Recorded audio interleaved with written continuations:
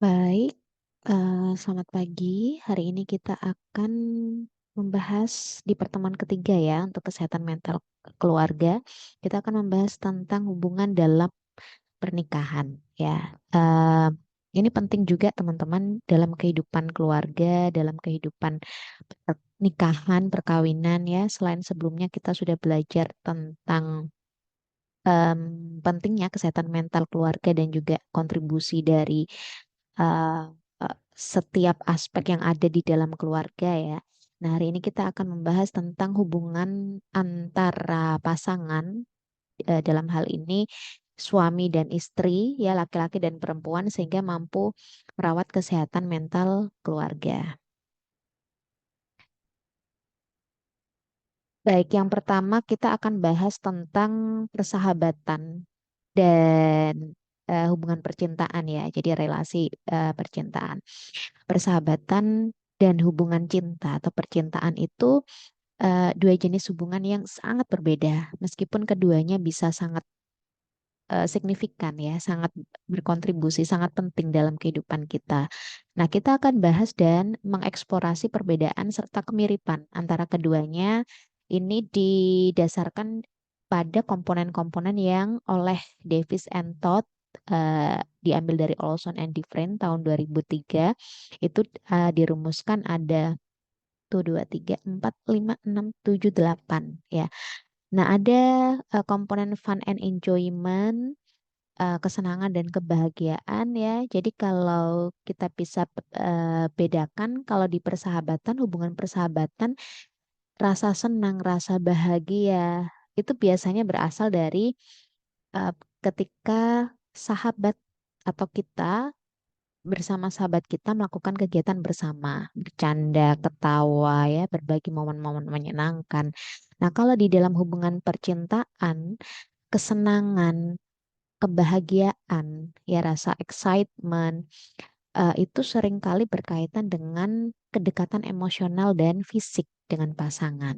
Ya, itu perbedaannya. Kemudian kalau kita bahas tentang acceptance eh, atau penerimaan ya, menerima apa adanya. Dalam persahabatan, sahabat itu bisa menerima satu sama lain apa adanya.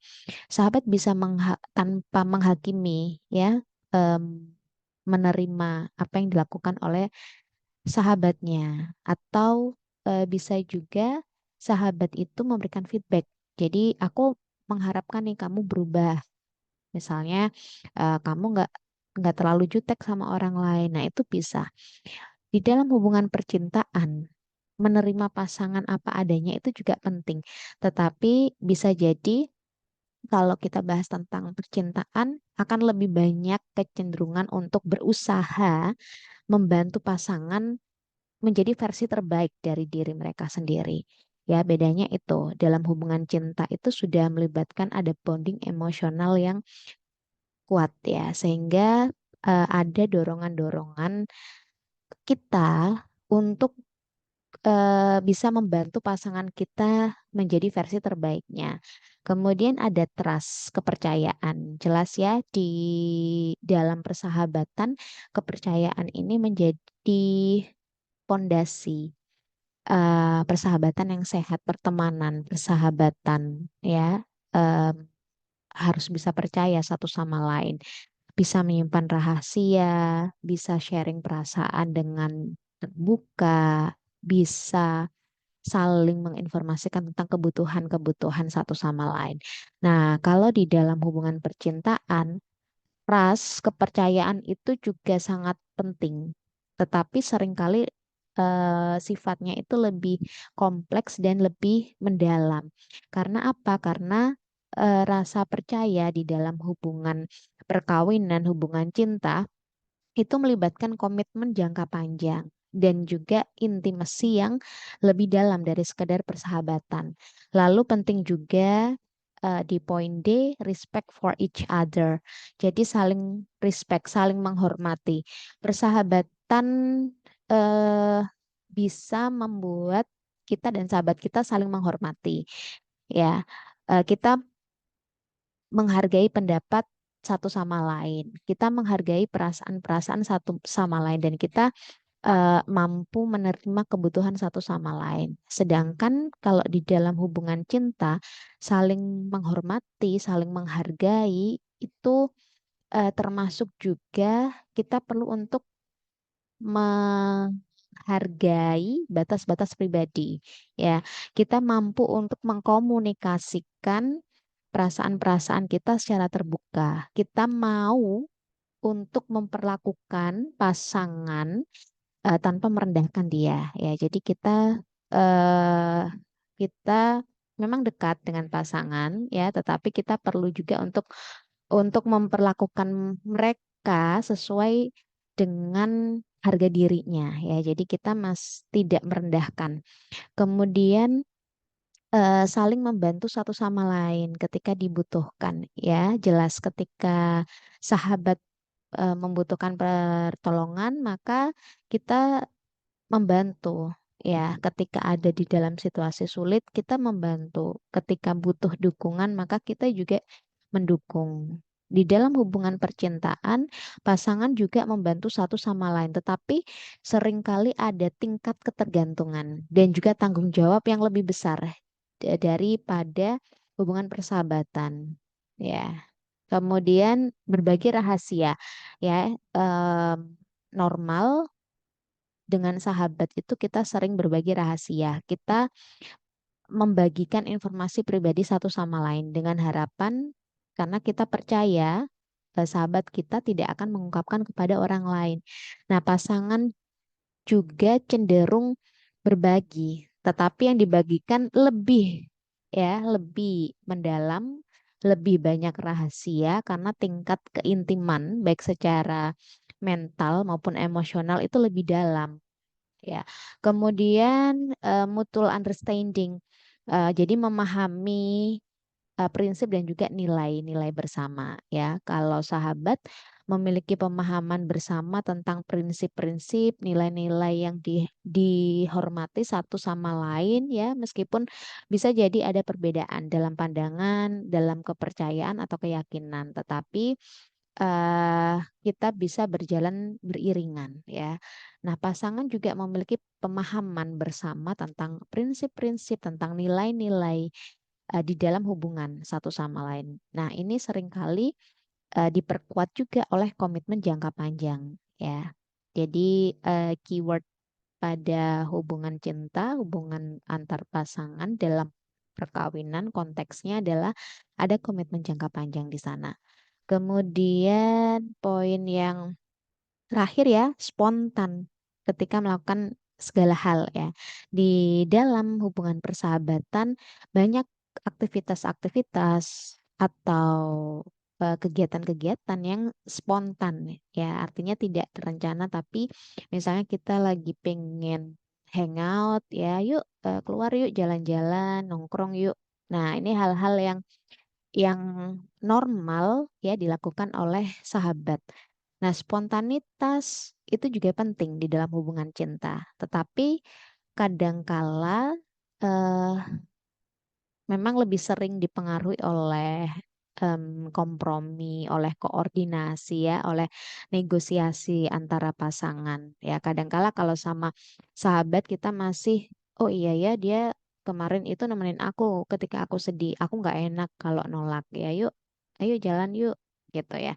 Tapi ketika dengan pasangan kadang kala kita bisa lebih sering melakukan negosiasi. Ya, kita merasa lebih nyaman ya karena terkoneksi secara emosional sehingga kita tidak segan, kita tidak ragu untuk um, mengkomunikasikan apa yang kita rasakan ya. Nah, teman-teman meskipun persahabatan dan hubungan cinta itu punya banyak kesamaan dalam komponen-komponen ini, tapi yang perlu digarisbawahi ya ada perbedaan. Nah, perbedaan utamanya itu terletak pada intimasi yang lebih mendalam, komitmen jangka panjang, dan juga adanya ketergantungan emosional yang lebih besar di dalam hubungan cinta, di dalam pasangan, hubungan dengan pasangan.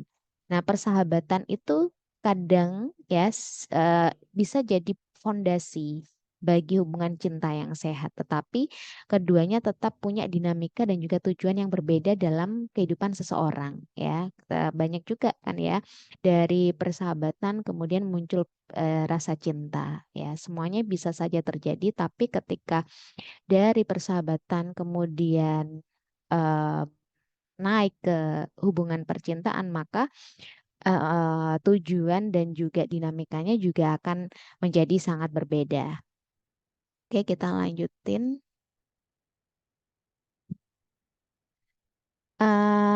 Nah, ini silakan bisa diperhatikan ya teman-teman ya. Cinta itu di dalamnya ada persahabatan. Nah, tiga klaster di dalam cinta. Ada passion, ini saya yakin teman-teman juga tidak asing. Ada passion, caring, dan juga persahabatan ya, serta komponen-komponen yang masing-masing klaster itu eh, memiliki ya. Yang pertama ada klaster passion ya, passion cluster. Ada fascination ya, rasa keterpesonaan ya. Jadi fascination itu rasa tertarik yang sangat kuat, ketertarikan yang muncul pada seseorang ketika jatuh cinta ya. Kemudian ada hasrat seksual, jelas ya kalau hasrat seksual berarti ada keinginan, ada motivasi untuk bisa terhubung secara intim dengan pasangan secara fisik ya, secara seksual.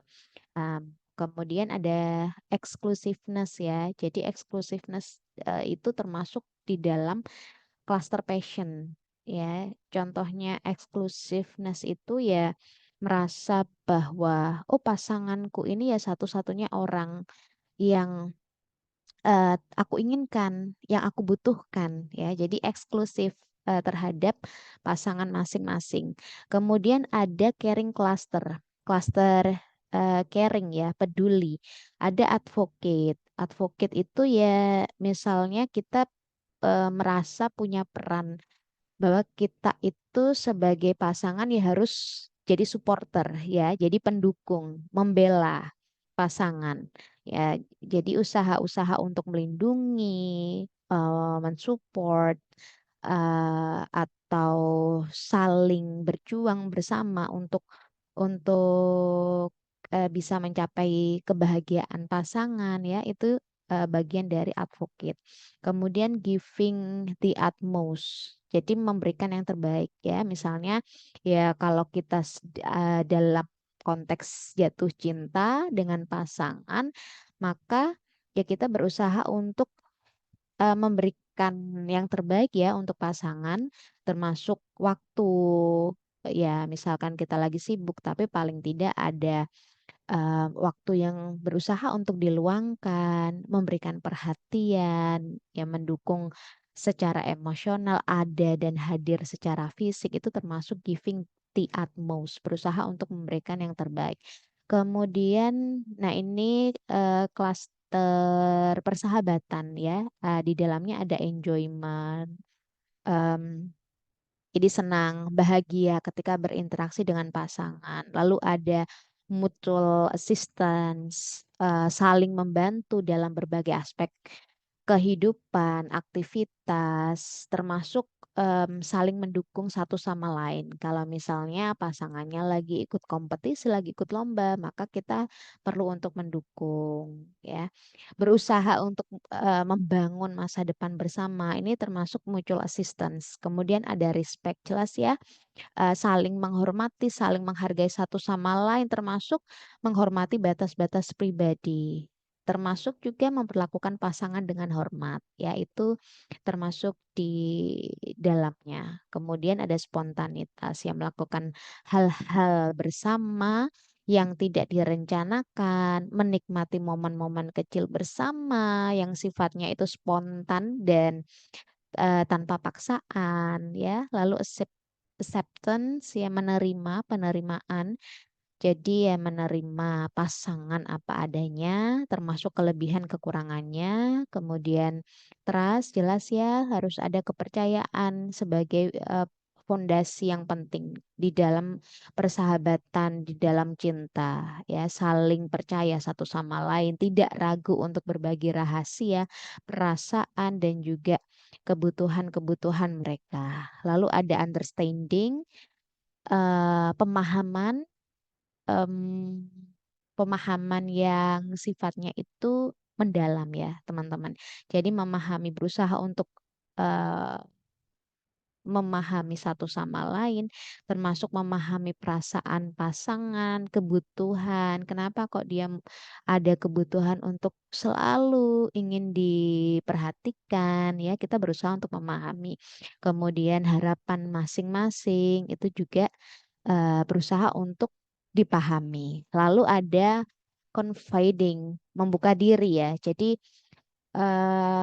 dalam persahabatan, dalam cinta, kita merasa nyaman untuk terbuka, untuk berbagi rahasia, untuk berbicara secara terbuka ya tentang berbagai hal di dalam kehidupan masing-masing ya. Nah, intinya adalah dalam sebuah hubungan cinta yang sehat, semua klaster ini bisa berinteraksi, saling terkait satu sama lain untuk bisa membentuk fondasi yang kokoh ya. Ada passion, ada caring, ada persahabatan di dalamnya yang kesemuanya itu akan mendukung ya rasa cinta berupa kedekatan emosional, trust, kepercayaan dan juga berusaha untuk adanya pengertian yang mendalam ya. Kita lanjutkan.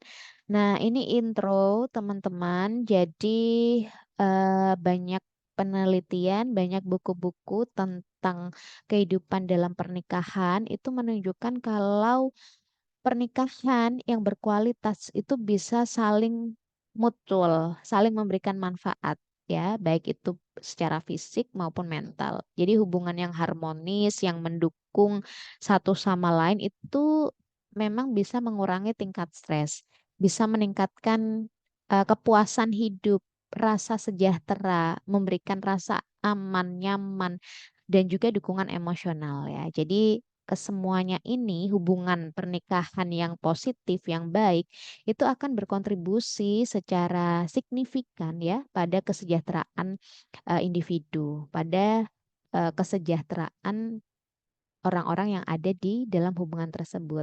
Nah, secara khusus teman-teman nanti bisa mencermati juga ya banyak sekali jurnal-jurnal penelitian, buku-buku yang membahas bahwa kehidupan pernikahan yang berkualitas itu memberikan banyak sekali manfaat ya bagi kita. Kesimpulannya, hubungan pernikahan yang berkualitas bisa bisa memberikan konsekuensi yang positif tentu ya, baik itu secara fisik maupun mental. eh, dan eh, studi dari Kabeza, Debaka ya dan juga rekan-rekannya di tahun 2017 ini salah satu yang juga mendukung ya bahwa hubungan pernikahan yang baik itu bisa berhubungan dengan peningkatan harapan hidup seseorang ya. Nah, jadi ternyata memang ditemukan memiliki hubungan pernikahan yang memuaskan itu cenderung memiliki harapan hidup yang lebih panjang dibandingkan individu atau pasangan-pasangan yang tidak tidak menikah atau memiliki hubungan pernikahan yang kurang memuaskan ya. Karena di dalam pernikahan yang baik, hubungan antar pasangan yang baik, yang positif itu ada dukungan sosial di sana. Sehingga akan terkoneksi ya, berhubungan dengan stres yang lebih rendah, ya kebiasaan hidup yang lebih sehat. Jadi banyak faktor-faktor yang positif ketika kita berada di dalam hubungan pernikahan yang sehat. Ya, nah, kita lanjutkan. Nah, kemudian ada teori seleksi pasangan. Jadi manusia itu kita ya sebagai manusia itu memilih dan juga memilah dengan siapa kita akan membuat sebuah keluarga berkomitmen ya. Nah, ada beberapa perspektif teori yang dapat digunakan untuk memahami em, apa dasar pemilihan ya. partner, pemilihan pasangan. Yang pertama ada the filter theory. Ya, jadi partner selection theory itu teori-teori yang menggambarkan proses gimana sih kita memilih pasangan hidup kita. Ya, jadi banyak sekali pertimbangan-pertimbangan yang kompleks, entah itu mencakup kriteria pemilihan sesuai tidak ya, dia secara kepribadian dan aspek-aspek lainnya dengan kita serta dinamika hubungannya ya. Nah, yang pertama ada the filter theory. Jadi teori filter ini sederhananya adalah menjelaskan bahwa kita ya manusia itu punya kriteria seleksi untuk menyaring pasangan potensial yang kita inginkan untuk hidup bersama ya. Jadi kriteria-kriterianya banyak beragam, termasuk misalnya sama nggak minat, hobi, ya, nilai-nilai, status sosial, kepribadian, ya. Jadi banyak sekali aspek-aspek yang kemudian kita gunakan sebagai kriteria. Nah, kriteria-kriteria ini tentu dipertimbangkan dan ditetapkan oleh individunya masing-masing, ya. Jadi misal seseorang atau orang yang suka petualangan, ya. Bisa jadi dia juga akan memilih pasangan yang juga punya minat yang sama, ya, suka hiking, suka kegiatan outdoor dan lain sebagainya. Sehingga dia merasa bisa menikmati aktivitas yang disenangi secara bersama-sama, ya. Itu the filter theory. Kemudian ada homogamy versus complementary.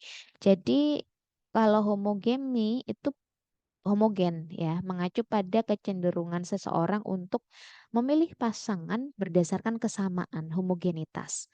Sementara kalau komplementari mengacu pada cara pemilihan pasangan berdasarkan perbedaan yang dianggap bisa saling melengkapi.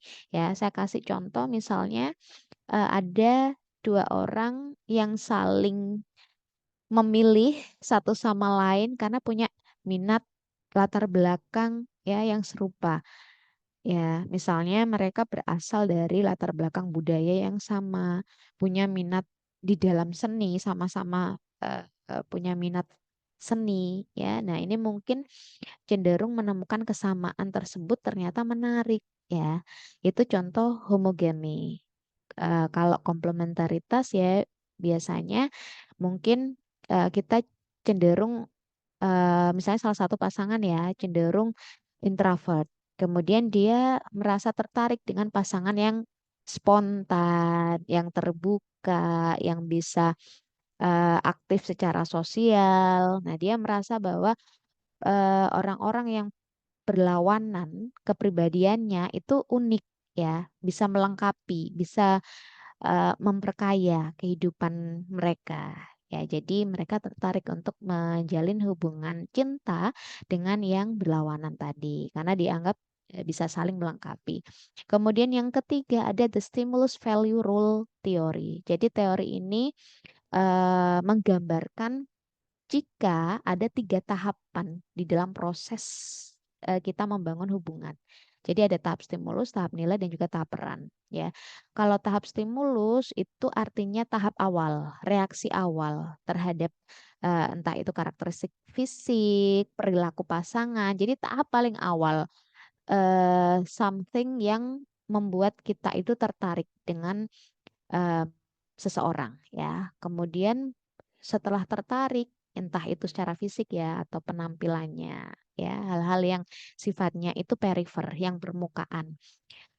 Masuk ke nilai. Kita mulai berusaha untuk mengenal nilai-nilai intinya, kepercayaannya, keyakinannya ya. Kemudian kalau sudah klop, klik ya, misalnya oke, lebih masuk lagi ke tahap peran. Jadi ini melibatkan pembagian peran di dalam hubungan, termasuk tanggung jawabnya seperti apa, harapan-harapannya seperti apa. Sudah ada sharing em, perspektif ya tentang pembagian peran di dalam hubungan ya. Nah, misalnya contohnya ya ketika seseorang bertemu dengan orang yang menarik perhatian. ya, entah karena dia suka orang yang rambutnya panjang, ya, tinggi, kemudian self presentationnya rapi, misalnya. Nah, ini di tahap stimulus, ya, merasa tertarik dengan seseorang. Selanjutnya, saling mengenal lebih dalam, ya.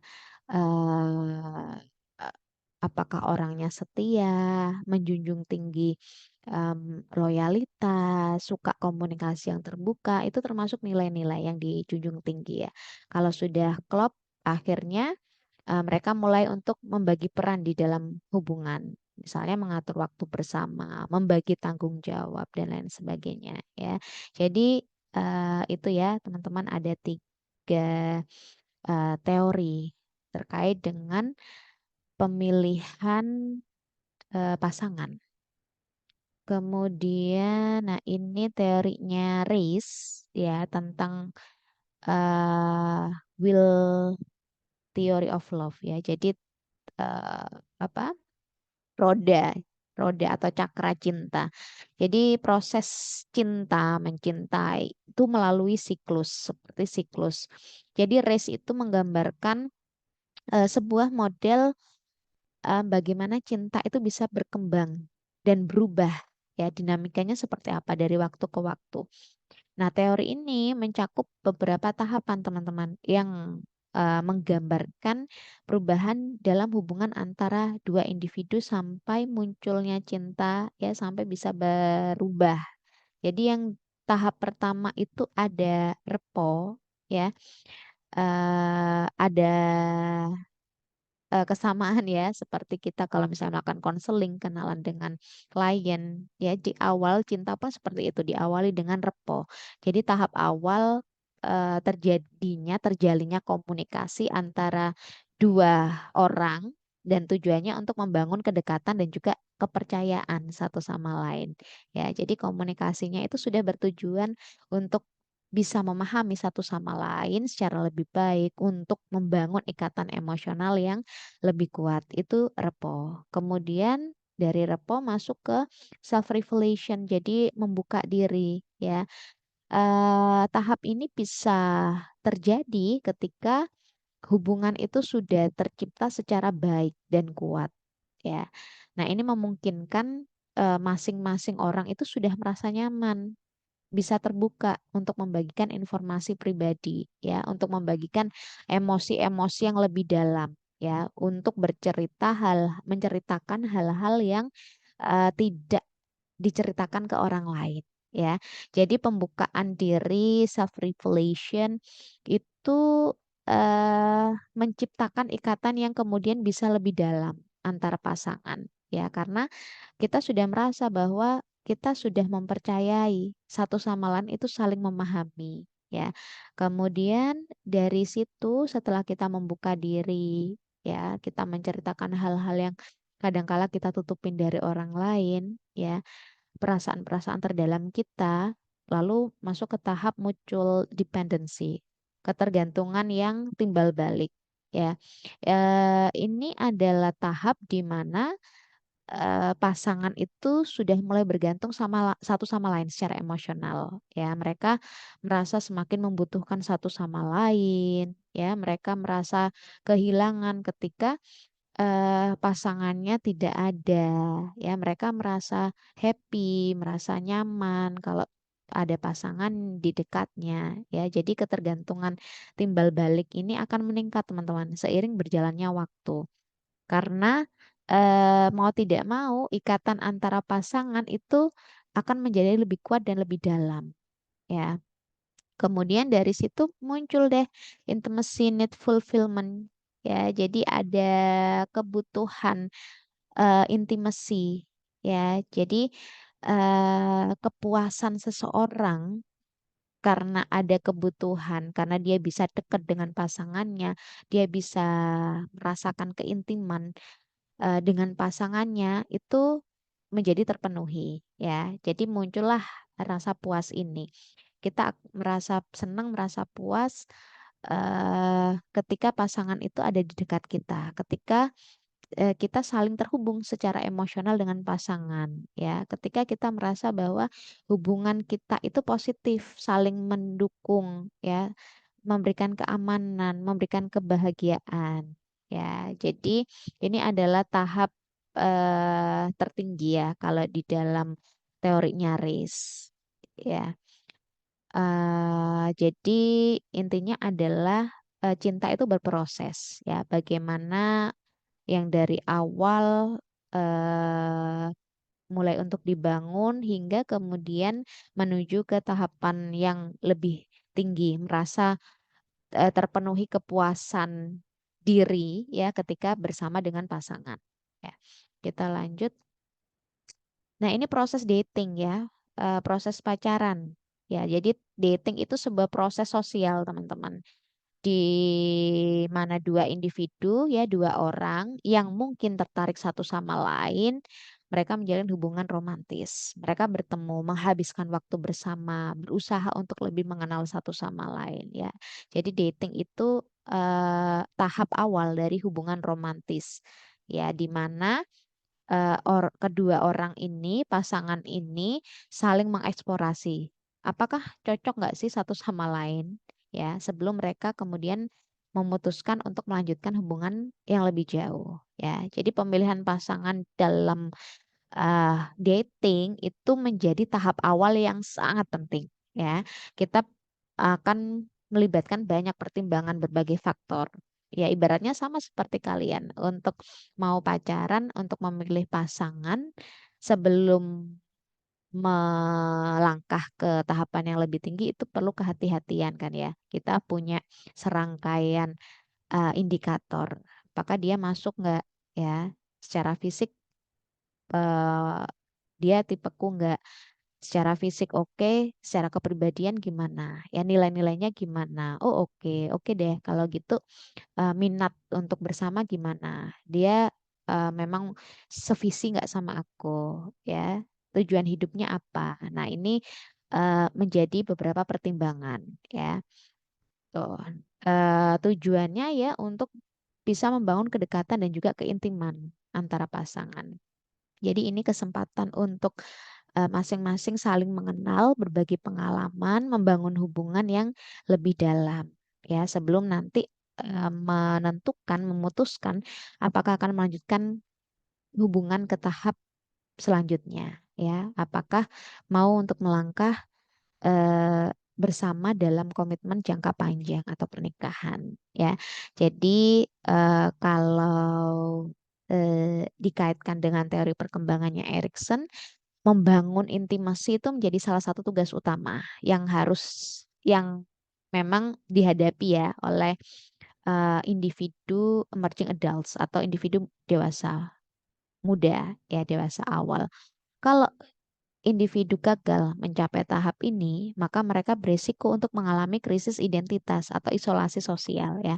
Nah, di dalam konteks dating, gagal membangun kedekatan dan juga intimasi itu bisa dimaknai ya, bisa bermakna eh, eh, dengan pasangan ya bisa menyebabkan rasa terisolasi dan juga kesepian. Karena individu bisa jadi merasa tidak terhubung dengan orang lain atau tidak terhubung dengan lingkungan sekitarnya. Nah, dengan demikian, dating itu menjadi langkah awal yang penting kalau di dalam teori ini ya, untuk membangun hubungan romantis dan juga mencapai intimasi dengan pasangan. Nah, ini menjadi proses kita itu saling menjelajah ya, ibaratnya saling saling mengeksplorasi ya, apakah memang sesuai, cocok tidak untuk melangkah ke jenjang yang lebih tinggi. Kemudian, nah di dalam eh, proses dating tentu kadangkala tidak mulus ya, tidak berjalan positif-positif saja, tetapi ada isu tentang konflik dan juga kekerasan antar pasangan ya di dalam dating ya.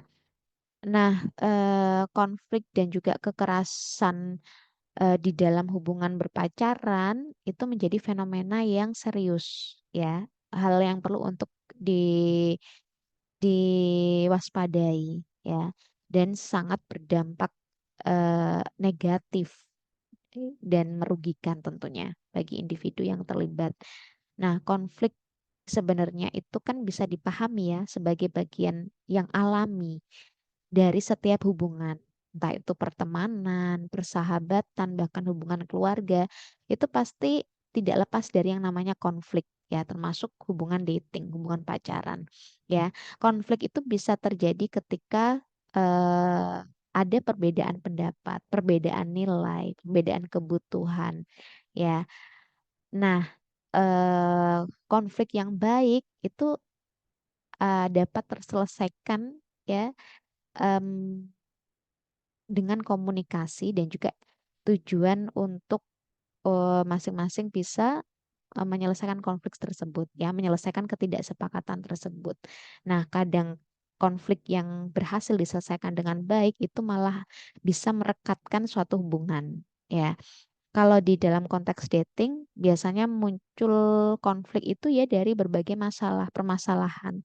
Termasuk misalnya ekspektasi. Oh, aku ekspektasiku ngedate sama si A ini gini gini gini ya, dia orangnya perhatian dan lain sebagainya. Ternyata setelah dijalani dia nggak seperhatian yang aku ingin ya, atau komunikasi yang buruk itu juga menjadi penyebab konflik. Ketidaksetujuan tentang nilai-nilai ya, atau masalah kepercayaan dan lain sebagainya ya.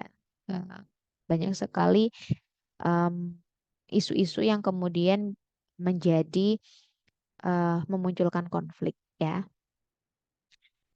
Nah, konflik agar bisa terselesaikan dengan baik ya dan semakin menguatkan hubungan itu akan bisa terjadi ketika masing-masing punya kesediaan untuk saling terbuka, saling empati, berusaha untuk membangun komunikasi yang efektif. Tujuannya apa? Ya untuk mencari solusi yang baik untuk kedua belah pihak. Tetapi bahayanya teman-teman, jika konflik itu nggak ditangani dengan baik, bisa-bisa berkembang menjadi situasi yang lebih serius, ya, termasuk eh, potensi munculnya kekerasan. Itu berasal dari konflik ya, yang tidak terselesaikan dengan eh, win-win solution.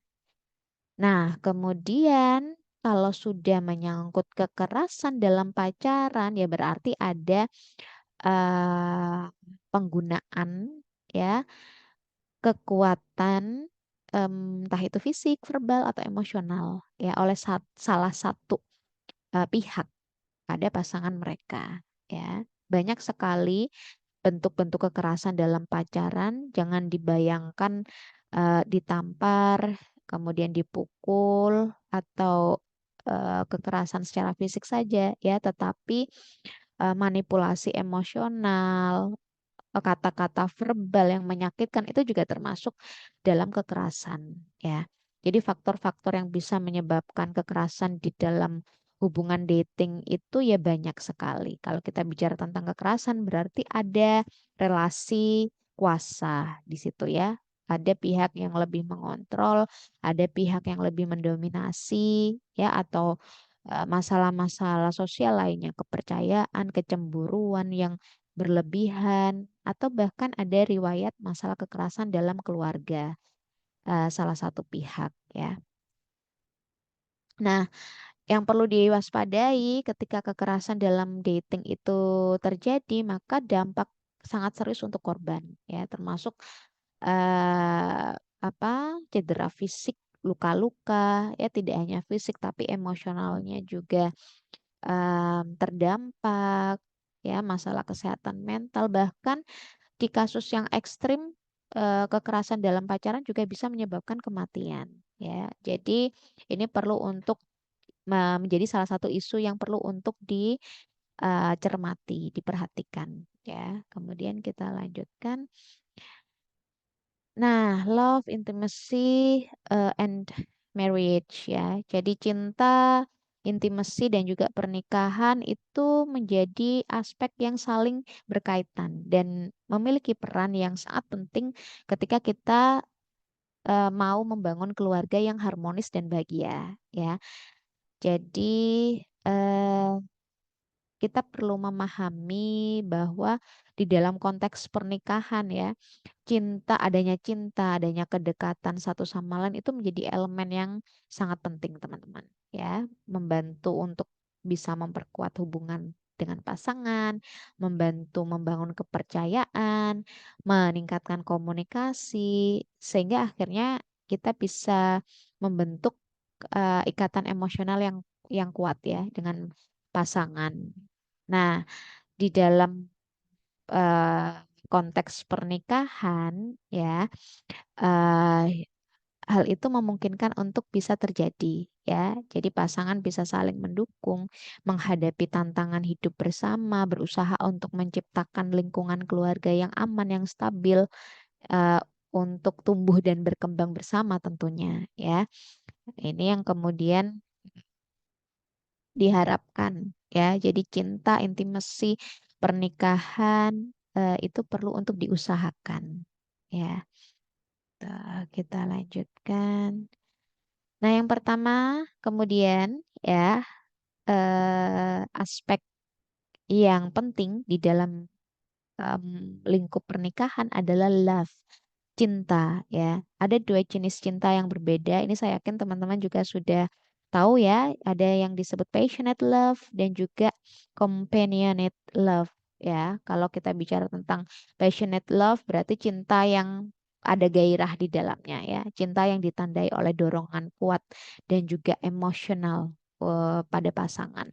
Jadi cinta yang apa ya, perasaan yang intens, yang mendalam, yang kalau kita bicara tentang gairah, berarti seringkali dipicu oleh ketertarikan fisik dan emosi yang sangat kuat, ya, betul.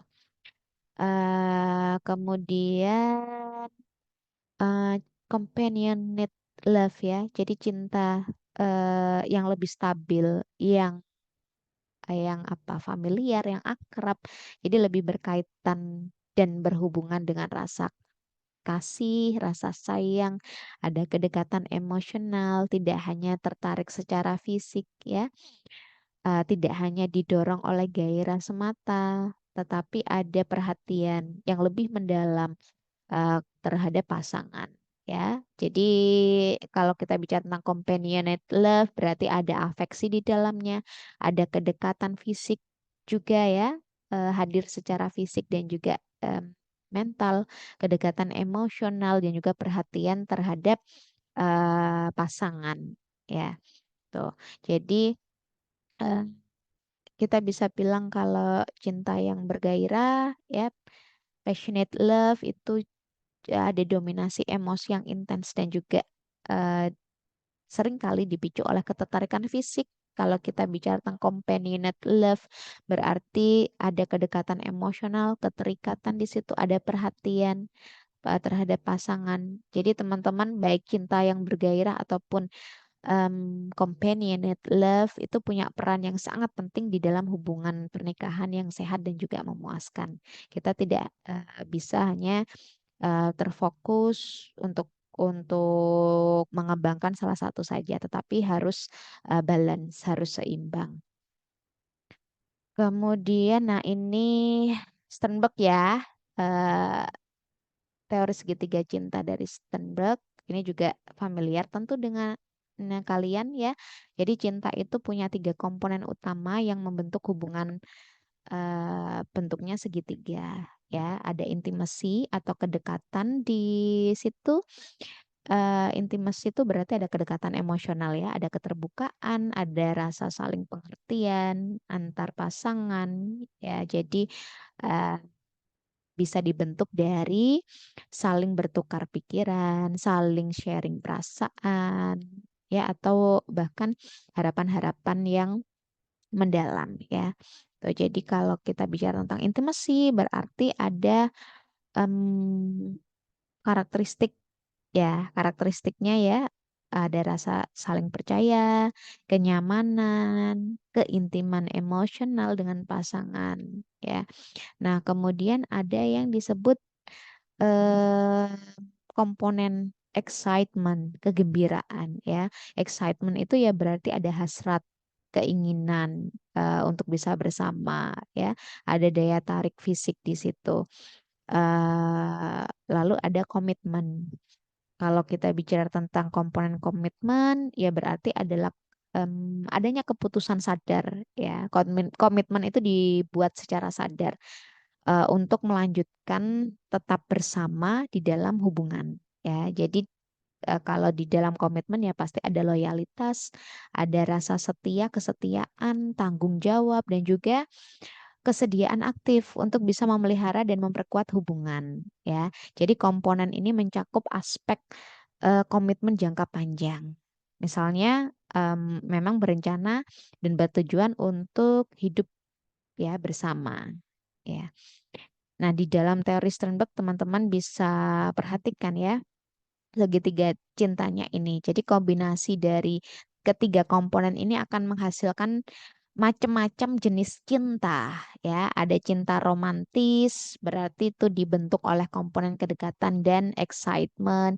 Lalu cinta kasih dibentuk oleh komponen kedekatan dan juga komitmen. Kemudian cinta yang bersahabat ya dibentuk oleh komponen excitement dan juga komitmen. Lalu cinta em, yang consummate ya, consummate love itu dibentuk oleh ketiga komponen, ya. Kita lanjut. Nah, ini tadi sudah kita bahas ya. Jadi ada komponen kedekatan atau intimacy, passion, gairah, dan juga komitmen. Ya, kita lanjutin. Nah, meskipun cinta itu kita bisa melihat ya dari beberapa komponen, tapi penting juga untuk melihat cinta sebagai satu keseluruhan yang utuh ya. Nah, di dalam perspektif ini, meskipun kita bisa membagi-bagi atau menganalisis menjadi tadi ya komponen-komponen yang berbeda, ada intimacy, passion, dan juga komitmen, tetapi konsep cinta sejati itu lebih dari sekedar gabungan dari ketiga komponen tersebut, ya. Nah, secara sederhananya eh, kita bisa bilang intimasi itu adalah komponen emosional dari cinta. Lalu passion itu adalah komponen motivasional dari cinta yang mendorong kita, ya. Lalu komitmen ini menjadi komponen kognitif dari cinta itu sendiri, ya. Jadi berarti bahwa intimacy, passion ya dan juga komitmen itu punya peran masing-masing dalam membentuk cinta.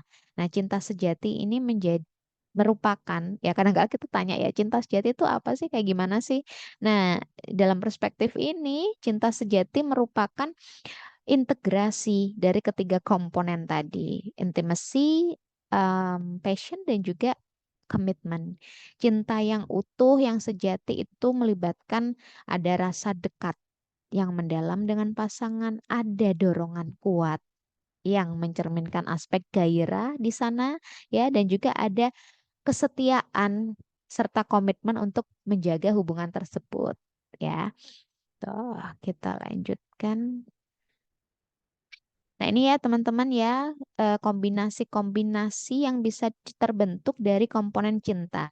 Ya, misalnya nih, tidak ada cinta, ya ketika semua komponen itu nol, tidak ada dalam relasi bersama pasangan. Ya, nggak ada keintiman, nggak ada gairah, nggak ada komitmen. Kalau suka, ya berarti ada komponen intimasi aja, kedekatan aja, nggak ada gairah maupun komitmen di dalamnya. Ya.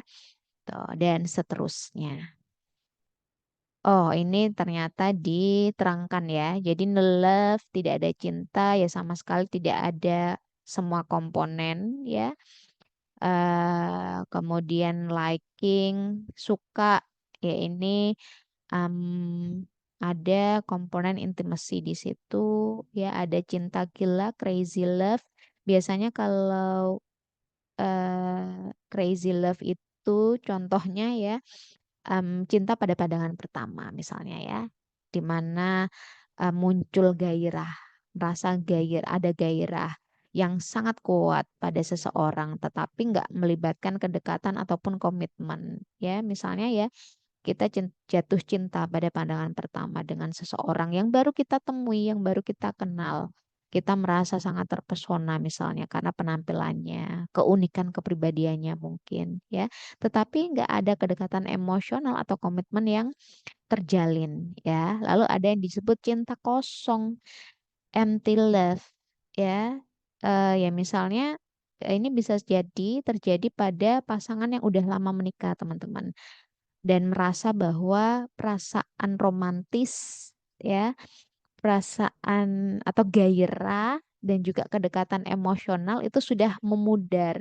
Tetapi mereka masih tetap bertahan di dalam hubungan. Jadi hanya ada komponen komitmen di dalamnya.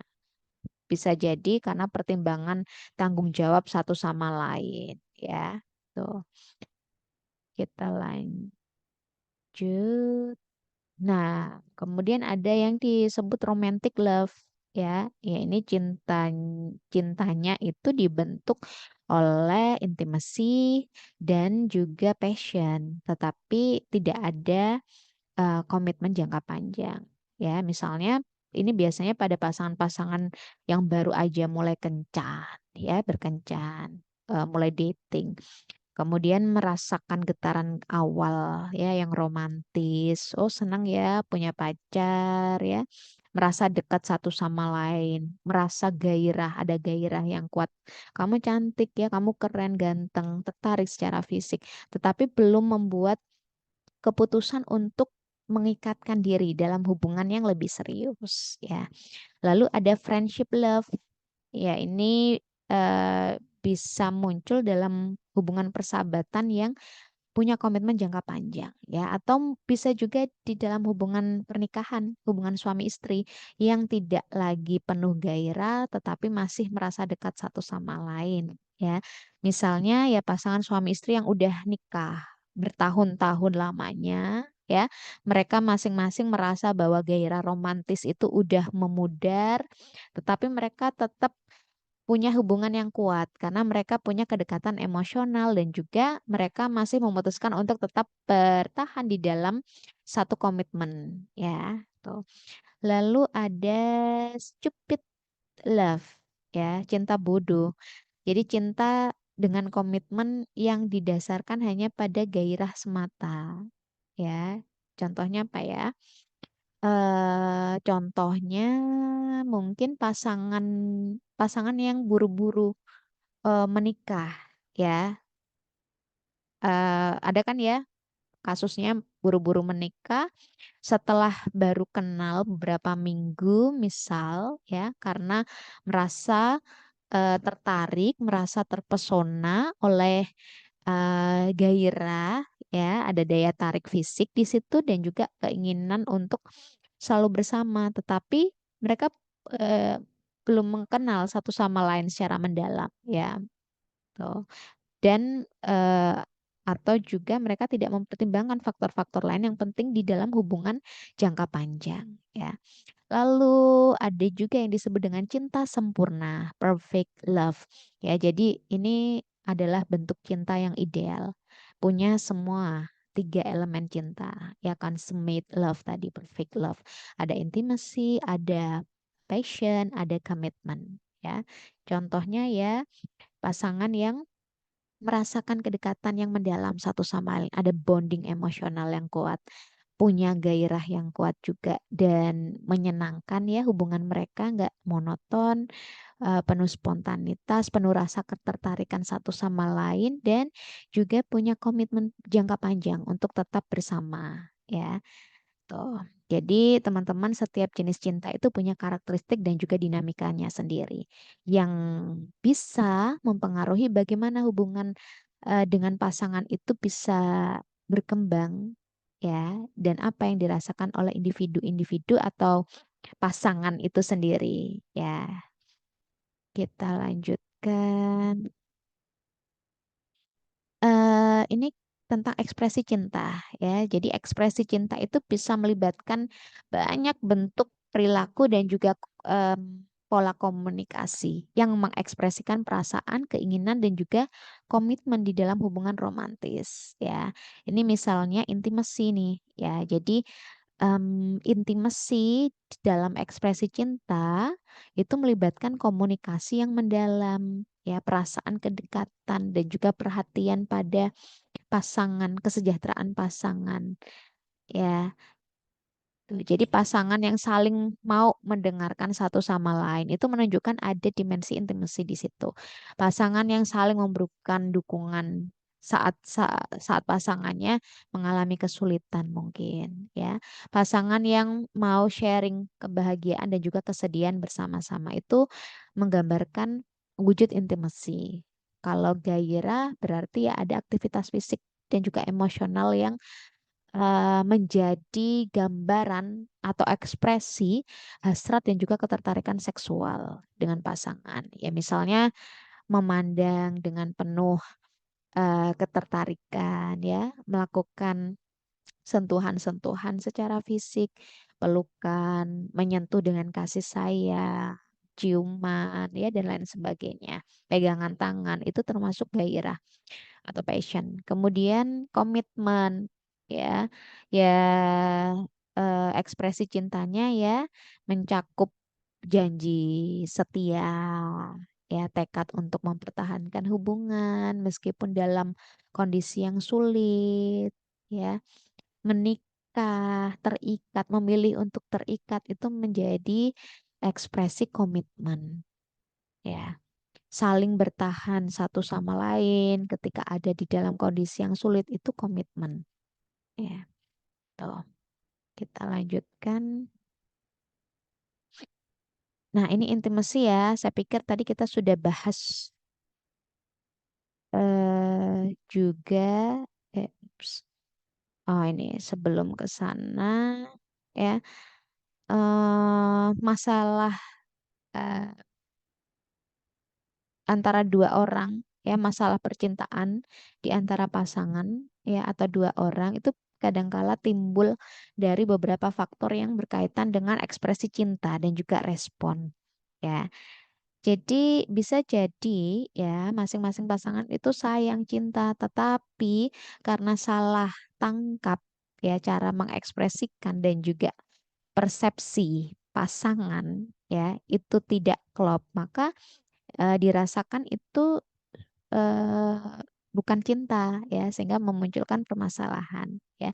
Jadi ketidakmampuan seseorang untuk mengekspresikan cinta ke pasangan itu menjadi salah satu masalah yang sangat umum, ya, terjadi.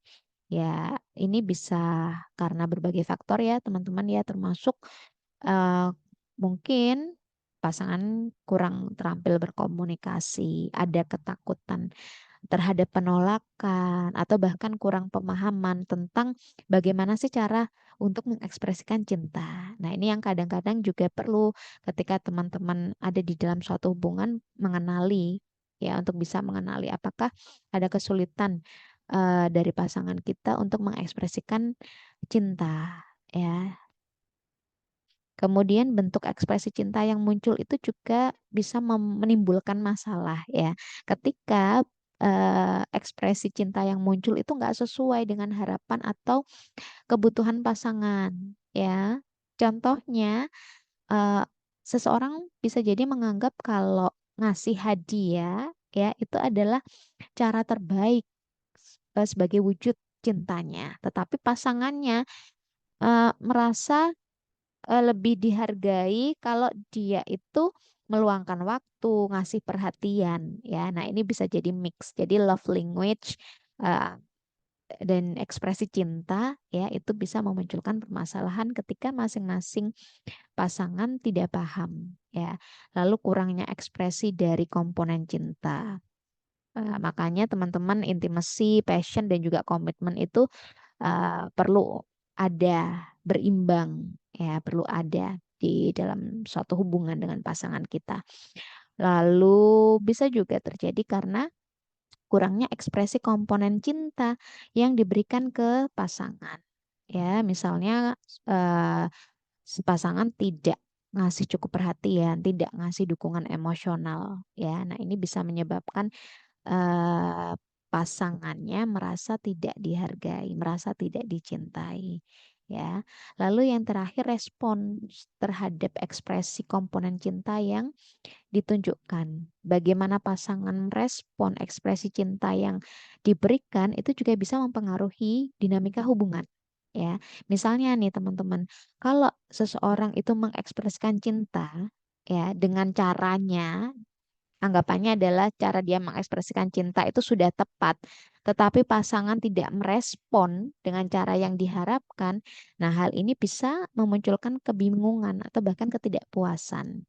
Ya, eh, dengan paham bahwa ada faktor-faktor ini yang rentan menjadi permasalahan, memunculkan masalah antar pasangan, maka paling tidak kita perlu untuk belajar ekspresi cinta, ya, mana yang bisa memperkuat satu sama lain. Jadi komunikasi terbuka dan juga kerjasama untuk memenuhi kebutuhan satu sama lain itu menjadi benteng ya di dalam suatu hubungan. Kemudian, nah ini tadi ya intimasi kita sudah membahas ya. Jadi intimasi itu ya ada perasaan kehangatan, kedekatan emosional antar pasangan yang saling mencintai. Ya, tuh. Jadi intimasi, jika ada intimasi di dalam suatu hubungan, maka ada ikatan yang kuat akan bisa terbangun antara pasangan. Dan ini tentunya akan memperdalam hubungan kedua belah pihak. Ya. Ini intimasi ya, jadi eh, ada komponen di dalam intimasi itu ada 4 komponen ya. Ada confession, jadi pengakuan, eh ada rasa ingin tahu, ya, ada kerentanan dan juga empati, empati. Ya, jadi keempat komponen ini perlu ada di dalam hubungan yang mencerminkan intimasi. Kalau pengakuan atau convention ya berarti uh, kita juga saling mengakui bahwa kita dekat secara emosional, tapi tetap masih ada rasa respect terhadap ruang pribadi masing-masing. Ya, ada kepercayaan bahwa pasangan itu punya hak untuk menjaga aspek-aspek tertentu di dalam hidup mereka dan itu harus dihargai ya. Rasa ingin tahu ya, ada keinginan untuk memahami pasangan tanpa bersikap obsesif ya. Jadi ada keinginan terbuka dan juga belajar mengenal lebih dalam terus tentang pasangan, termasuk keinginan untuk paham pikiran, perasaan dan juga pengalaman mereka tanpa kita memaksakan pendapat atau mengganggu privasi ya. Lalu vulnerability, kerentanan di dalam intimasi berarti kita perlu untuk mengidentifikasi kelemahan atau kekurangan di dalam diri kita sendiri. Dan kita perlu untuk menyadari juga kebutuhan untuk mengatasi permasalahan secara bersama-sama dengan pasangan. Ya, jadi ada kesediaan untuk membuka diri tentang berbagai macam hal pribadi, termasuk kelemahan, ketakutan atau rasa-rasa tidak aman. Ya, tuh. Kemudian yang terakhir empati. Ya, ini berusaha untuk merasakan, memahami apa yang dialami oleh pasangan kita, ya. Berusaha untuk menempatkan diri kita dalam posisi pasangan, merasakan emosi mereka dan juga memahami perspektif mereka dengan empati dan juga rasa pengertian, ya. Tuh, kita teruskan. Nah, ini yang penting ya adalah bahwa intimasi menjadi salah satu elemen kunci di dalam intimasi itu adalah eh, hubungan seksual ya, relasi seksual itu menjadi bagian, salah satu bagian ya dari elemen kunci, salah satu elemen kunci. Kemudian penting juga hubungan seksual di dalam pernikahan, jelas ya, menjadi salah satu kebutuhan dasar manusia ya. Nah, tetapi ternyata hubungan seksual dalam pernikahan itu juga bisa menjadi masalah ya. Ya, ini biasanya dipicu oleh ketidakpuasan seksual, perbedaan keinginan seksual, preferensi seksual ya, atau masalah komunikasi dalam hal kebutuhan dan juga keinginan seksual. Dan perlu diketahui juga seiring berjalannya waktu, biasanya memang terjadi penurunan hasrat seksual yang tentu berimbas atau berdampak pada kepuasan seksual ya. Tuh. Jadi penting bagi pasangan di dalam pernikahan untuk memahami bahwa intimasi eh, dalam sebuah hubungan itu melampaui hanya hubungan seksual. Ya, meskipun hubungan seksual itu tetap menjadi aspek penting dari intimasi sendiri. Ya, tetapi yang diperlukan adalah kita mempelajari dan mengatasi masalah yang muncul di dalam hubungan seksual, sehingga menjadi salah satu cara untuk mempertahankan ke keintiman ya, intimasi dan juga kebahagiaan di dalam kehidupan pernikahan ya. Kita lanjutkan. Nah, ini ya teman-teman ya masalah-masalah yang bisa muncul dalam intimasi. Ya, itu banyak sekali faktornya. Salah satunya ya kesibukan karena jadwal padat, tidak ada waktu itu biasanya menjadi penghalang di dalam membangun intimasi dengan pasangan. Ya, jadi mau tidak mau memang kalau kita sudah komitmen dalam berhubungan dengan seseorang, maka kita perlu menyediakan waktu, ya. Kemudian ada kelelahan karena pekerjaan, ya. Itu juga sangat menyita. Apalagi eh, lembur, ya. Ditambah lagi pekerjaan rumah, ya, sehingga lelah secara fisik maupun mental. Nah, ini bisa mengurangi minat pasangan untuk apa ya, membangun intimasi ya, lalu mengasuh anak jelas ya ada tantangan yang sangat besar, yang sangat luar biasa ketika dalam keluarga itu ada anak-anak yang harus diasuh ya, fokus dan perhatian yang diperlukan untuk merawat anak-anak itu sangat menguras waktu dan energi. Nah, ini bisa jadi cuman meninggalkan sedikit ruang, sedikit waktu untuk pasangan bisa merawat keintiman bersama ya. Nah, ini juga perlu untuk di manajemen ya antara pasangan, waktu pasangan dan waktu untuk anak. Kemudian ada life barriers ya, hambatan hidup. Misalnya ada masalah finansial, masalah kesehatan, konflik dengan keluarga atau kejadian yang tidak terduga lainnya ya yang bisa menjadi hambatan. Ini sangat sangat mungkin ya dan pasti akan dialami. Setiap pasangan itu punya permasalahannya sendiri ya. Tuh. Kemudian stres, jelas ya, stres kronis atau stres yang berkepanjangan, stres yang tinggi mungkin juga ya dalam kehidupan sehari-hari. Itu tentu bisa mempengaruhi kesehatan mental dan juga kondisi emosional kita ya. Nah, kondisi mental, kondisi emosional kita dan juga pasangan itu tentu akan berdampak pada dinamika hubungan ya.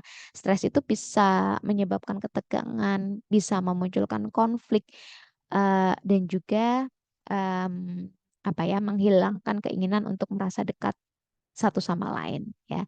Jadi intinya teman-teman kita perlu untuk memahami dan juga mengidentifikasi permasalahan yang muncul di dalam hubungan ya. Ini menjadi langkah awal untuk bekerja bersama pasangan mengatasi ya.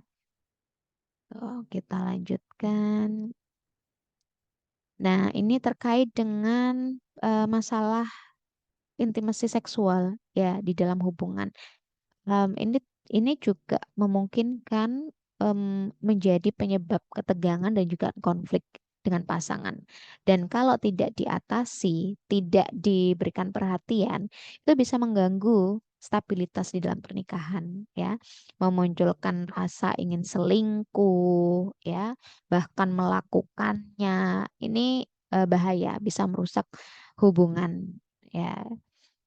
Masalah yang umum terjadi ya banyak ya sampai merasa tidak puas sampai akhirnya berpaling ya dari pasangan. Jadi perlu hati-hati kalau pasangan misalnya menyiratkan ada ketidakpuasan secara seksual, maka perlu untuk diidentifikasi apa sebenarnya yang menyebabkan ketidakpuasan dan bagaimana cara untuk mengatasinya, ya. Oh, sorry. Kemudian yang berikutnya, nah ini ya teman-teman ya, penurunan hasrat seksual itu bisa diatasi dengan eh yang penting adalah mengidentifikasi kenapa kok menurun, ya, penyebabnya apa. Kemudian baru kita bisa mencari cara untuk mengatasi.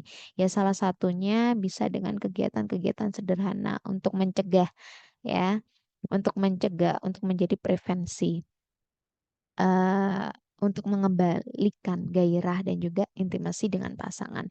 Misalnya nonton film bersama, makan malam bersama, tidur lebih awal, melakukan aktivitas fisik bersama, ya, berbagi waktu perhatian. Jadi kegiatan-kegiatan yang kadangkala terlihat sederhana itu punya potensi sebagai langkah preventif untuk em, apa ya, mengurangi resiko, ya, karena dia menstimulasi hubungan dan meningkatkan intimasi di dalam hubungan.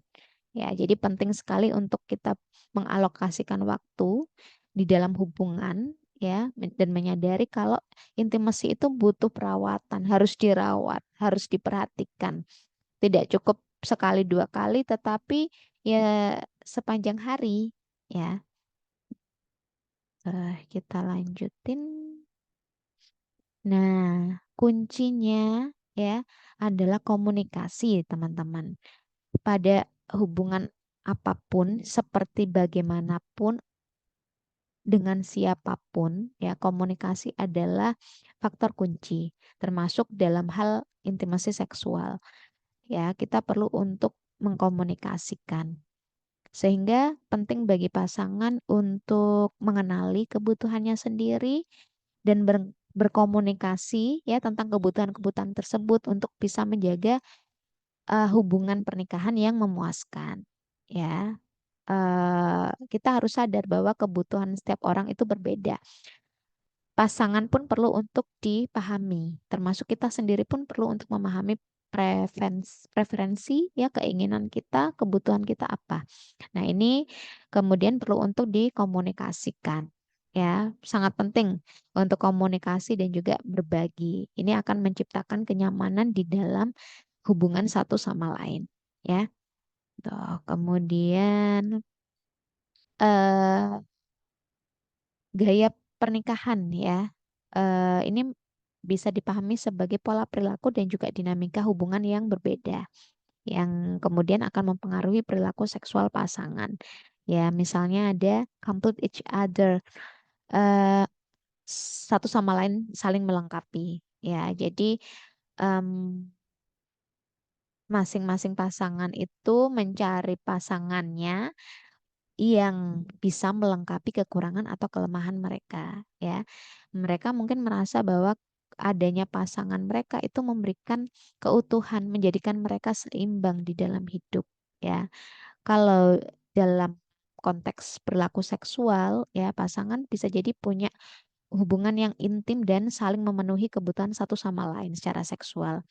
Mereka mungkin juga berusaha untuk saling memperkaya pengalaman seksual, berusaha untuk memastikan bahwa kebutuhan masing-masing itu saling terpenuhi, ya, itu complete each other. Kemudian avoiding conflict, ya, seperti namanya berarti menghindari konflik, ya. Jadi pasangan dalam gaya pernikahan ini tentu cenderung menghindari konflik dan juga ketegangan, ya, cenderung menunda, mengabaikan masalah-masalah yang muncul. Mereka takut terusik, ya. Jadi ya udahlah, biar diam-diam aja, yang penting damai, ya, seimbang, sejahtera. Dalam hal perilaku seksual, ya, masing-masing cenderung untuk menghindari pembicaraan yang sensitif tentang kebutuhan seksual mereka. Ya, diam-diam aja lah, ya. Nah, ini malah mengakibatkan ketidakpuasan yang tidak terkomunikasikan, yang bisa mempengaruhi intimasi seksual, dan hati-hati bisa berdampak pada eh, gongnya ya, ketika hal-hal yang sudah ditahan, direpress, terus suatu saat itu akan bisa menjadi bom waktu. Kemudian friendship, persahabatan ya, pasangan yang punya gaya pernikahan ini membangun hubungan mereka satu sama lain berdasarkan persahabatan, saling mengerti, saling mendukung satu sama lain. Kalau dalam konteks perilaku seksual ya mereka punya kecenderungan untuk merasa dekat, terbuka secara emosional ketika melakukan hubungan seksual ya. Mereka mungkin mengalami kepuasan seksual yang tinggi karena ya tadi ada hubungan, ada bonding yang kuat dan juga rasa percaya yang mendalam. Kemudian tipe ekspresif ya, gaya ekspresif. Ya biasanya pasangan dengan gaya pernikahan ini cenderung terbuka, cenderung jujur untuk mengungkapkan perasaan dan juga kebutuhan mereka ya. Kalau di dalam perilaku seksual ya mereka punya komunikasi yang bagus, yang terbuka, yang transparan. Ya, mereka bisa mencari cara untuk terus apa ya mengeksplorasi diri satu sama lain. Ya, mereka bisa mudah melakukan percakapan yang terbuka. Ya, tuh. Jadi teman-teman setiap gaya pernikahan itu punya kekuatan dan juga tantangan masing-masing di dalam hubungan. Tidak ada yang lebih baik ya atau yang lebih buruk, tetapi pentingnya adalah memahami gaya dan juga pola pasangan seperti apa dan membantu pasangan untuk memperkuat hubungan secara sinergis ya, secara bersama-sama.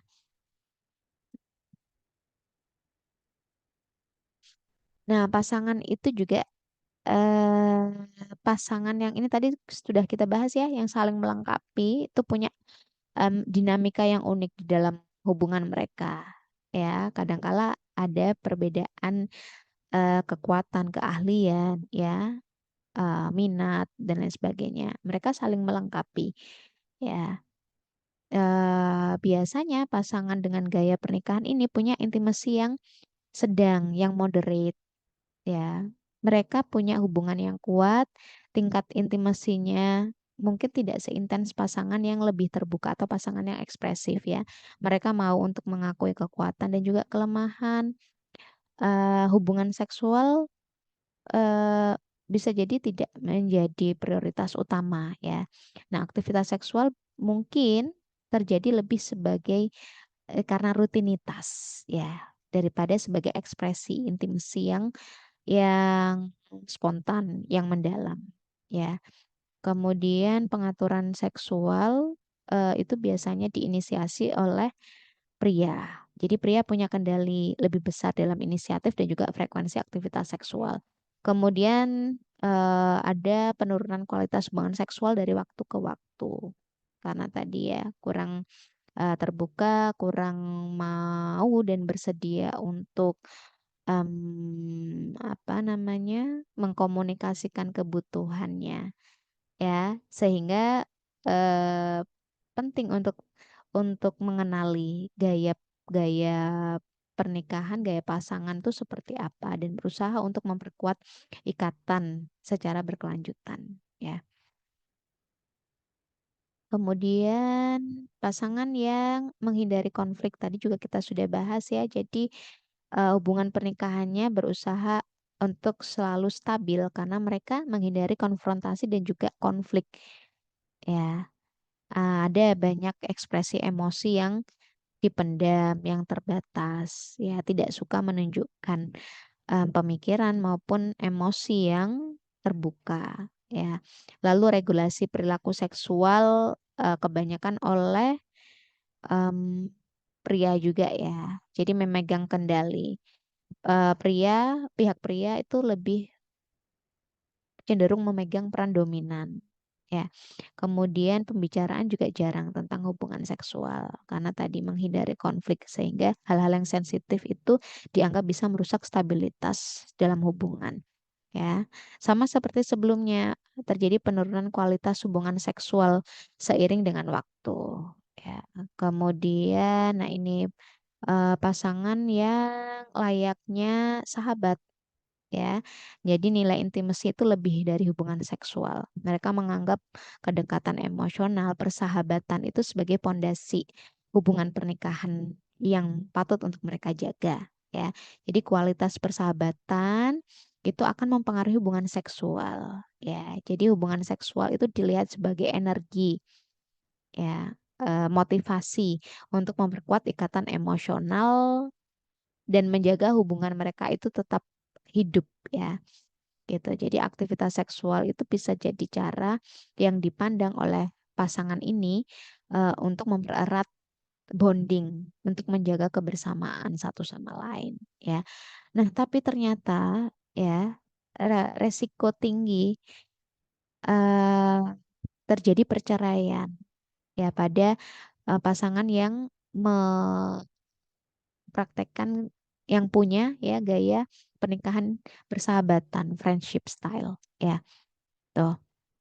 eh jadi memang ini terkait dengan klausul bahwa persahabatan aja itu nggak selalu cukup untuk menopang hubungan dan komitmen, ya. Nah, pasangan perlu untuk terus memperkuat dan juga memperhatikan hubungan secara keseluruhan, ya. Lalu harapan yang terlalu tinggi bisa mengurangi kebahagiaan, ya. Jadi pasangan yang punya ekspektasi yang terlalu tinggi terhadap hubungan persahabatan itu kadang-kadang merasa kecewa ketika kenyataan tidak sesuai dengan harapan mereka, ya. Sehingga penting teman-teman untuk pasangan dengan gaya persahabatan ini punya harapan yang realistis dan berusaha untuk menerima kekurangan satu sama lain, ya. Kemudian ini udah, lalu sorry, emotional expressive couple, ya. Pasangan yang punya gaya ekspresif.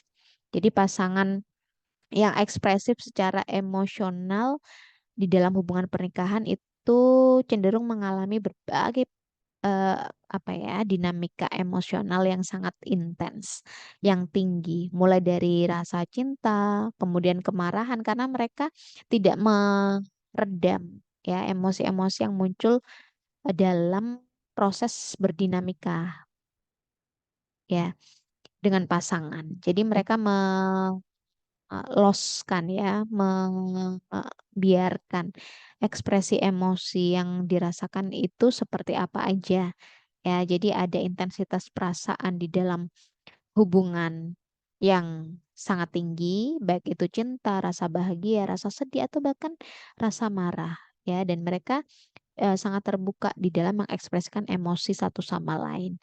Kemudian hubungan seksualnya penuh gairah, challenging, ya.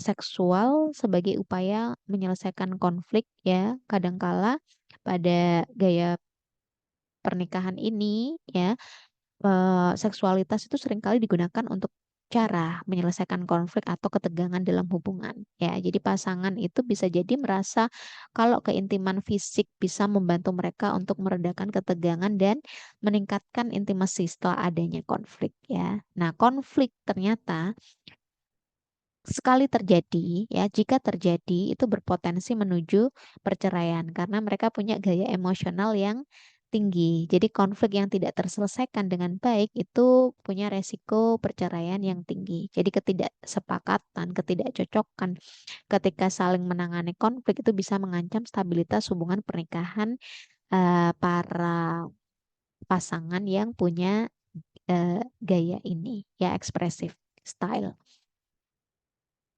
Kemudian, nah, ini intimasi seksual dan emosional itu menjadi dua aspek penting di dalam hubungan pernikahan yang saling berkaitan satu sama lain, ya. Jadi eh, keterkaitan antara intimasi seksual dan emosional itu membentuk kebahagiaan pernikahan, ya, pernikahan yang bahagia, yang sejahtera, ya. Lalu keterkaitan dengan komunikasi, jelas, ya, kemampuan untuk berkomunikasi secara terbuka, secara jujur itu menjadi fondasi dari kedua aspek intimasi ini. seksual maupun emosional. Jadi komunikasi yang efektif itu akan memungkinkan pasangan untuk memahami kebutuhan, keinginan, dan juga perasaan satu sama lain dengan lebih baik. Kemudian penyelesaian konflik ya, itu juga perlu. Jadi intimasi emosional itu memungkinkan pasangan untuk bisa mengatasi konflik dengan lebih baik ya. Ketika satu sama lain merasa dekat dan terhubung secara emosional, maka mereka cenderung lebih mampu untuk menyelesaikan perselisihan dengan cara yang konstruktif ya, cara yang membangun, yang positif. Kemudian intimasi emosional yang kuat itu bisa meningkatkan hubungan seksual juga ya, rasa percaya, rasa respect, kenyamanan emosional itu bisa menciptakan lingkungan yang kondusif untuk hubungan seksual yang saling memuaskan. Kemudian ada fleksibilitas pasangan ya. Jadi kemampuan untuk beradaptasi, untuk bisa berkompromi satu sama lain itu juga merupakan bagian dari intimasi emosional ya. Jadi fleksibilitas yang ada itu memungkinkan pasangan merasa didukung dan dihargai di dalam hubungan. Kemudian kedekatan ya, proximity dan juga eh, kompatibilitas personal, kemampuan personal.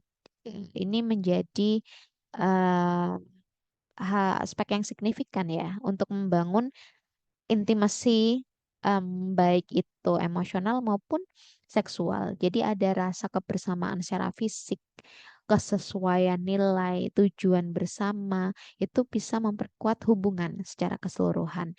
Kemudian yang terakhir hubungan dengan keluarga dan juga teman.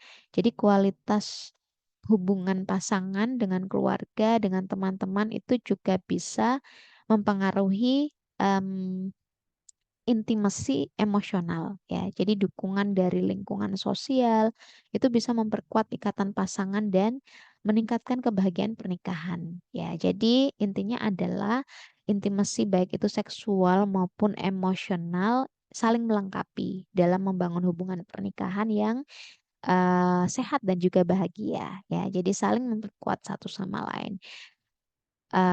Tentu ini menjadi aspek yang penting ya untuk keberlangsungan pernikahan ya. Kemudian nah ini summary-nya ya ringkasannya. Jadi masalah cinta dan juga intimasi seksual itu menjadi salah satu penyebab utama ya konflik dalam pernikahan. Jadi perbedaan, kita tadi sudah belajar tentang perbedaan dalam ekspresi dan persepsi cinta, kemudian tekanan kehidupan sehari-hari ya, lalu pentingnya komunikasi dan juga pemahaman yang mendalam. Intinya adalah ketika hubungan pernikahan, cinta yang kita bangun dengan pasangan itu bermasalah ya, kita perlu untuk memperbaiki. Ya, kita perlu untuk mengidentifikasi sebenarnya masalahnya bersumber dari mana dan apa yang bisa kita lakukan. Kita perlu untuk meningkatkan intimasi, baik itu secara seksual maupun intimasi emosional. Dan ini tidak bisa serta-merta diusahakan oleh salah satu pihak, tetapi merupakan komitmen dari kedua belah pihak. Ya, dengan komunikasi yang terbuka, pemahaman yang mendalam, dan kesediaan untuk mencari solusi bersama, maka permasalahan-permasalahan yang muncul di dalam kehidupan rumah tangga itu diharapkan bisa terselesaikan dengan baik sehingga hubungan satu sama lain itu semakin menguat. Begitu ya. Kemudian ini ada referensinya, teman-teman bisa membaca, kemudian eh, bebas juga untuk membaca dan mencari referensi selain yang sudah dituliskan di sini. Baik, begitu ya teman-teman, saya akhiri. Terima kasih untuk perhatiannya. Wassalamualaikum warahmatullahi wabarakatuh dan selamat pagi.